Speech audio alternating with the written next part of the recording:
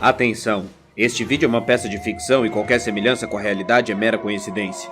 Afinal de contas, Marciano nem existe. Alô? Alô? Alô, Marciana. Aqui quem fala é da Terra. Pra variar, estamos em guerra. Você não imagina a loucura. O ser humano tá na maior fissura. Porque essa é uma guerra diferente. Sutil, indireta, híbrida, invisível, fria. É uma guerra contra a verdade e o conhecimento. E meu caro amigo, eu bem queria lhe falar, mas o correio andou correndo risco. E se me permite, eu vou tentar postar notícias frescas nesse vídeo.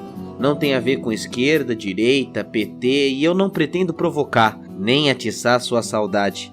Mas acontece que eu não posso me furtar a lhe contar as novidades de uma nova era que não aconteceu. Aqui na Terra estão jogando futebol. Tem muito samba, muito choro e rock and roll. Uns dias chove, noutros dias bate sol. Mas o que eu quero é lhe dizer que a coisa aqui tá preta. E aí? Suave? Tranquilo? Hoje é um exercício de imaginação. Vamos imaginar que um extraterrestre chegou à sua casa e quer entender de política. Depois de receber um zap avisando que a nova era tinha começado e que o Brasil ia melhorar, o Marciano veio correndo para a terra de Jair. E eu consigo entender essa esperança, não tá fácil para ninguém. Mas a minha missão nesse vídeo é mostrar que a coisa não vai nada bem. Ao contrário, meu caro amigo Marciano, o que eu quero lhe mostrar é que Jair tem governado mais ou menos como faz flexões de braço. Parece que tá fazendo flexão e movendo alguma coisa, mas enquanto tá todo mundo suando de trabalhar, Jair finge e mexe no máximo o pescoço enquanto grita. Mas calma, antes que me chame de esquerdista, comunista ou vagabundo, fica até o final do vídeo porque eu vou mostrar projeto a projeto as piores besteiras do governo Jair e por que eu sou contra Jair Messias Bolsonaro. E eu tenho certeza que se você, meu caro amigo Marciano, pousar lá em Brasília, também ficará surpreso ao saber que o Brasil continua com as mesmas alforrias de sempre. Nossos bancos devem 124 bilhões, os ruralistas mais 17 bilhões e até os partidos políticos devem 20 milhões. E quem paga a conta? Você, porque Jair encaminhou o perdão de dívida para todos estes. Sim, são 17 bilhões de dívidas de ruralistas em jogo que podem ser perdoadas em troca de voto da reforma da Previdência e alguns milhões de reais para os partidos. E só um detalhe, é a primeira vez que um presidente autoriza o cancelamento desse tipo de punição para partidos desde 1995, quando a lei foi criada. 70 milhões de reais para partidos. Mas isso tá na lei, dirá o governo. Tem uma coisa que nenhum terráqueo explica, caro alienígena. Por que utilizar helicóptero do exército para levar familiar? Pode. Mas o banqueiro deixar de ter lucros exorbitantes ou o agronegócio pagar o que deve? Não pode.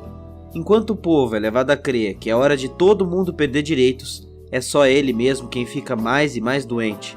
Só para começar, o Ministério da Saúde suspendeu nas últimas 3 semanas contratos com 7 laboratórios públicos nacionais para a produção de 18 medicamentos e uma vacina distribuída gratuitamente pelo SUS. A perda é de 1 bilhão para o setor e o risco é de desabastecimento. Mais de 30 milhões de pacientes dependem desses 18 remédios e vacina. Estes podem salvar pessoas com diabetes, Parkinson, problemas renais, câncer, HIV, dores crônicas, transplantados e do dia para a noite, tudo está cortado. Veja, um processo de compra de medicamento do Ministério da Saúde costuma demorar até 11 meses para ser concluído. E adivinha, caro Marciano, o governo está dizendo que isso é normal. Acho que não precisa ser nenhum ser humano para perceber que cortar remédios do povo é um pouco desumano, não é mesmo? No seu planeta, isso é sapo que se engole? Nas palavras do presidente dos laboratórios do Brasil, Ronald Dias, essa ação é uma canetada pura e simples e uma arbitrariedade jurídica estrondosa. Canetada é algo que Jair é profissional. Há algum tempo atrás, por exemplo, o programa Mais Médicos acabou depois de uma absurda fala do presidente contra os médicos cubanos. Aqui na Terra, caso você não saiba, falta médico no interior do país e o programa permitia que médicos de outros países tampassem esse buraco, que só aumenta. Sem o preenchimento das vagas deixadas pelos cubanos, já são mais de 3 milhões de pessoas sem médicos e sem saúde. E acredite se quiser, caro Marciano, agora o governo federal voltou atrás e vai editar em agosto uma medida provisória reincorporando os profissionais cubanos que foram demonizados pelo presidente. Quando um moleque de 9, 10 anos vai trabalhar em algum lugar, tá cheio de gente aí, trabalho escravo, não sei o que, trabalho infantil. Alô, Marciano, isso aqui tá virando uma zona. É cada um por si e todo mundo na lona. Você não imagina a loucura, tá tudo cada vez mais down the high society. O ser humano tá na maior doença, porque o patrão Jair tem dado canetadas e mudanças do dia pra noite, que tem vindo de duas formas: balões de ensaio e decretos presidenciais. Decretos não precisam ser aprovados pelo Congresso, por isso, eles são relativamente limitados. Como seu poder é muito grande, de acordo com a Constituição, decretos só podem ser usados para regulamentar leis e organizar a administração pública.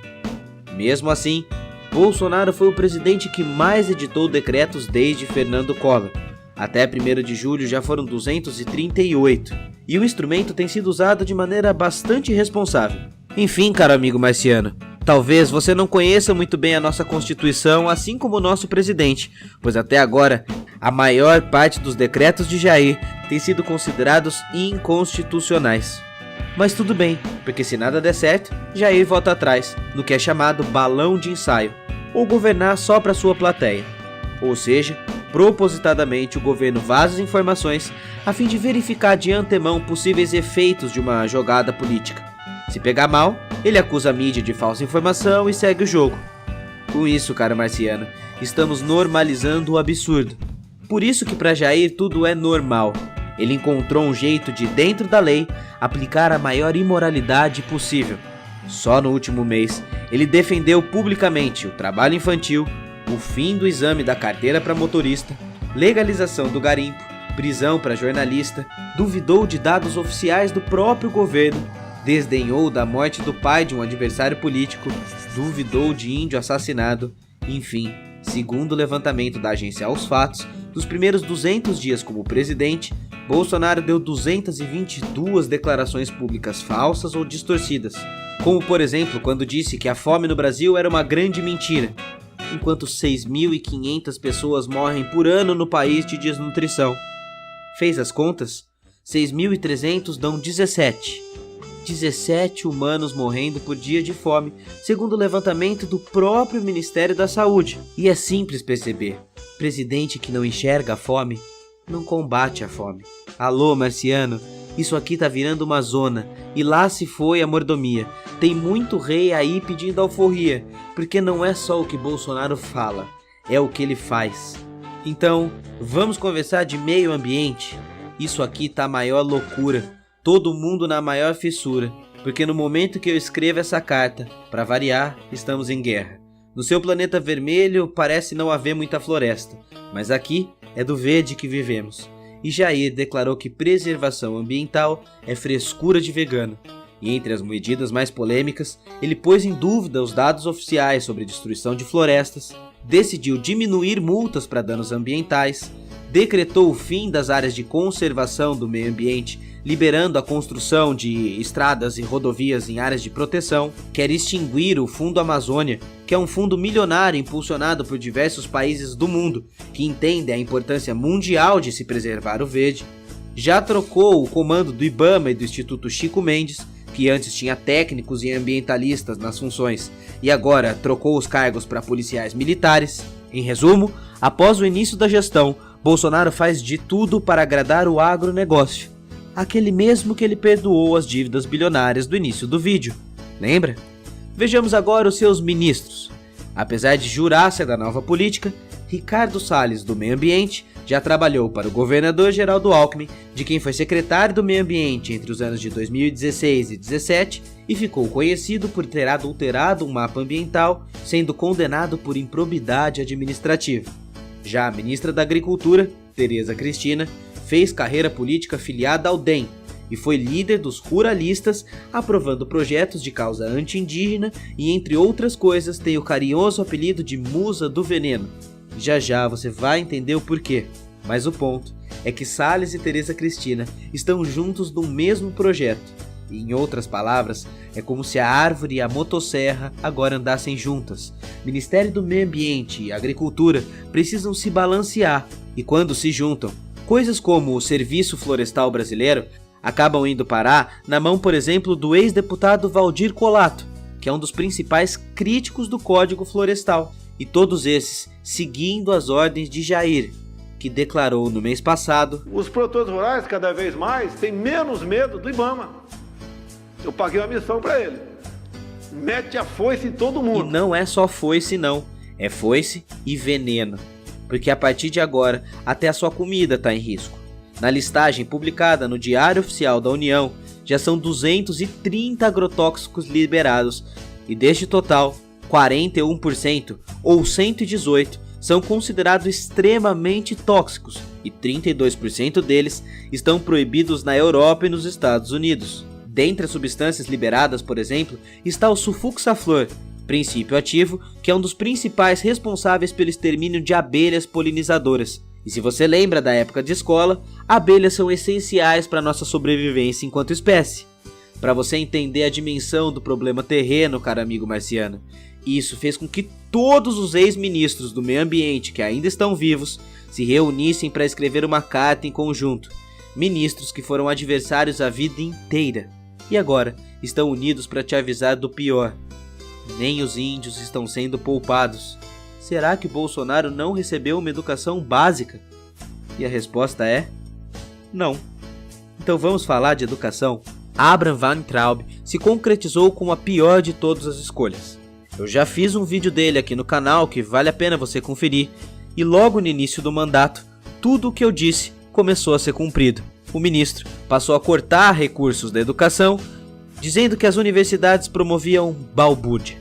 Em valores, isso equivale a 5,8 bilhões de reais.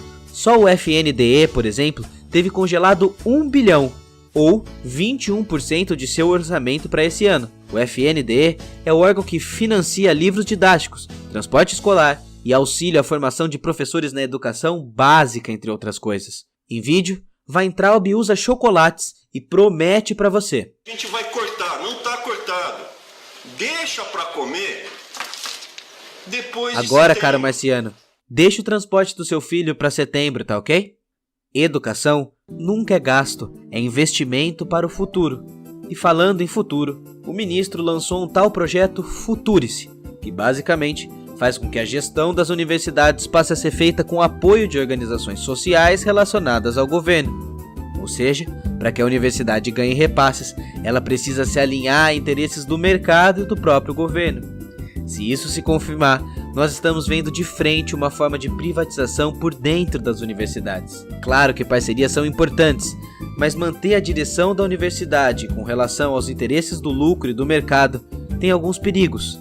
Será que empresas se interessarão em financiar novas faculdades em campos pobres do Nordeste? Vão se preocupar com o acesso de jovens das periferias nas universidades? Ou será que é melhor que fiquem operários técnicos sem estudo e com salário baixo? Não é à toa que a universidade é demonizada. Marciano, a coisa tá ficando russa. Muita patrulha, muita bagunça. O pavão começou a espichar. Tem sempre um ayatollah pra atolar Alá. Tá tudo cada vez mais down the high society. Down, o high society. Bom, amigo marciano, depois de tudo isso que eu falei, ainda vai ser muito comum você ouvir dizer: bem, mas pelo menos tiramos o PT.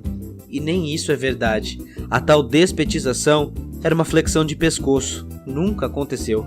Em uma semana, ele até exonerou 293 cargos de confiança. Desses, 1% era petista.